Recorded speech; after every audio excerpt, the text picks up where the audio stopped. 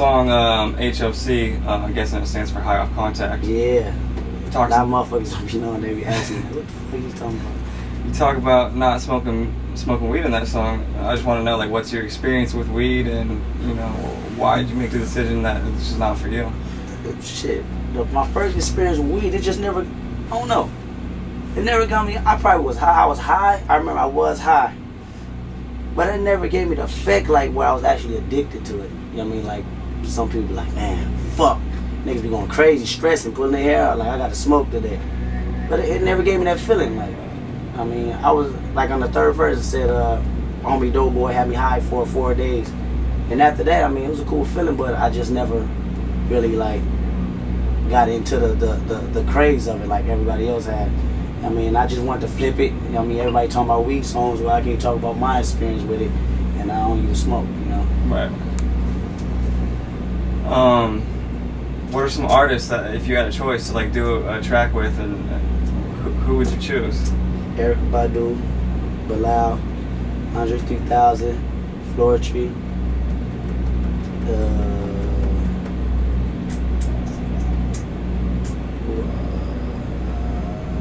who else? So many of them. That's probably my favorites. That's probably my tops. They just come off the head like that. Yeah. What about? I like a lot of neo soul shit. You know what I mean? They bring a lot of motherfucking creativity to my motherfucking brain every time I sit back and just listen to some shit that just got melodic notes and beats and shit. I always think of the best shit. Right. Okay. You're in a group, Black Hippie. Black Hippie.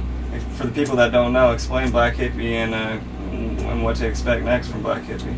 Black Hippie. Well, let me break down the motherfucking term, the motherfucking title, Black Hippie. When you think of hippies, what do you think of? I think of Santa Cruz people. I think of people that smoke weed, whatever, you know. Smoke hippie, yeah. Smoke weed, yeah, and all that. Think of peace and all Peace, that. yeah, for sure. So we took that sense of, what can I say, own independence. You know, they separate themselves from the world and all that. You know what I mean? They do what they want to do. We took that, we put the black in front of it. When we say black, people think of hippies as a lot of colors and all that, but we put black meaning we dumping everything in the pot. So what we represent is everything: love, hate. I mean, not only love, hate, fucking freedom, self-expression. Everything is just dumped in there. Death, whatever it be. I mean, so that's what the black represents. And the hippie is just us being our own individuals and being carefree from what the motherfucking industry wants us to do. You know what I mean? So that's how we come together with that. Right. And what's next? Shit, we're working on a few projects. We got working on the mixtapes, working on the album at the same time. A few situations on the table. That shit spark a lot of interest every time we throw out a few motherfucking songs. So a lot of people latched on real quick, so it's a good look. Shout out to y'all. What's your take on features and on tracks? Takes on feature on tracks. I hate motherfuckers feature tracks just because they want to do it. I mean, just because it's the outlet to do it. Me personally, it gotta be right. I mean, I'm not just gonna throw somebody on the track just because they got a name or whatnot. It gotta be the right mesh. You know what I mean? Because they could fuck up the song. It'll just be a weak song at the end when it's all coming together and the person don't fit on it. My whole thing with features, I just like it to mesh together perfectly for what I'm doing and what the artist is doing. So at the end of the day, it come together. It's a fucking masterpiece, you know? Right. I feel like in today's like hip hop, like it's just like, okay, you be on my track and I'll be on your track. Yeah, and we'll do it like that. Favorites, like they just throw a track out and you jump on it. Right. That's why I be so hard, like getting features. Like when I hear a track and I hear a certain individual on it, I look for it. They don't even gotta say much. It don't even actually gotta be a verse. I just look for a certain pocket where they can bring energy to the track and take it to the next level. You know what I mean? You could be a rapper, one of the best rappers in the world. I'd give him fucking 6 bars just to say that right there. Still feature the motherfucker on there. You know what I'm saying? Just so it can bring that energy to the next level. You know, so that's how I look at it.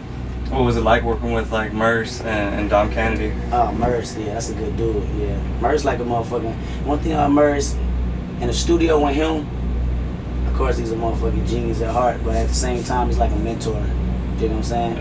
Because that's one of the few dudes in the industry that I really do look up to, because his individuality is like, it inspires you, you know what I mean, to just go out and do what you want to do what you love. And I think that's what a lot of the problem with the industry today. A lot of motherfuckers get confined to what the music business wants, and they lose representation of themselves. You know what I mean? And end up fucking themselves at the end of the day because it's something that they didn't want to do and still didn't make no money off of it, or losing content, or not making no record sales. So you was better off just being yourself. You know what I mean? So Murs gave me a whole lot of advice being in the studio with him. Dom Kennedy, that's another talented young dude out of LA. You know what I mean? Everybody know the fan base he got up in LA. I mean, he's a terrific artist. He comes up with the best songs and the best motherfucking lyrics. So shout out to him, man. Respect. Sure. On the song "Opposite Attract," is that about a recent relationship you went through, or? No, that's actually about shit. Everybody's recent relationship they went through. All my homeboy shit. I mean, I always heard stories. I mean, just in general, from growing up. You know what I mean? About my uncles and cousins, they be hitting on their females, and the female, I pop up in the house and the female be back all up on them, loving them and all this stuff. It's just experience, I mean, from other people's experiences, and it always tripped me out. How can a woman be attracted to somebody that abuses her, that treats her like shit? I mean, that shit still goes on today. I see it even with my generation, and it always tripped me out. You know what I mean? I just felt like that should be expressed on the motherfucking song. I've never heard a song like it. You know what I mean? I never heard anything in that same pocket. You know what I mean? So I felt like it should be touched on. Yeah. And that's the type of shit I do on my music, man. My shit is basically about life. I think I can never run out of ideas and concepts. I mean, it's a whole big ass world out there, way bigger than me. I'm not even the motherfucking half of it, you know? So there's always shit to talk about. That clip at the end, I love that. What's that from? Oh, that's from this one piece I found. Well, this one piece my dude said. I forgot the dude's name though. It's a poetry piece. I forgot that this a talented dude name. I'm so fucking mad I forgot his name, but the dude is crazy. I don't know. My dude Dave always send me clips and pieces of some shit and they fucked around with, you know what I mean? And grace of God, that shit came together after I made the motherfucking song. So it goes perfect. It's good. What's the story behind the song "Ignorance is Bliss"? Ignorance is Bliss. Yeah, that's one of my favorite songs. Ignorance is Bliss is I'm start killing ways, stand over him, shake his hand to jump back in that minivan, double back to his block and blind. I mean, that motherfucking, the description of that is obviously, you know what I mean, some violent shit going on in Compton. You know what I mean, a nigga on a mission finna smoke another cat. But at the end, while I give you this whole description, I fall back and say ignorance is bliss because, like I said, I represent Compton. Everybody, all the kids that grow up in Compton, they don't, it's the shit that was taught. You know what I'm saying? That's why I say ignorance is bliss. If you was taught nothing but hate as an infant, then what you expect to learn? You know what I mean, as an adult, you gonna always have that. You know what I mean? You'll never have the knowledge to know that you're doing fucking wrong because in your eyes as a kid, it looks right because that's what you're used to. Mm-hmm. You know what I mean? So that's the concept behind that. Just want to flip something different. Right. When's the last time you cried and why? The last time I cried and why? Yeah. The last time I cried. It was actually I cried in a booth off work, so I cried probably 6 months back doing this one song on my album called "Make My City Proud." Yeah, the third verse. When that song come out, remember this name, "Make My City Proud." It's gonna be the last song on my album when I put it out, or the second before last. Remember I said the third verse where I cried. Third verse, okay.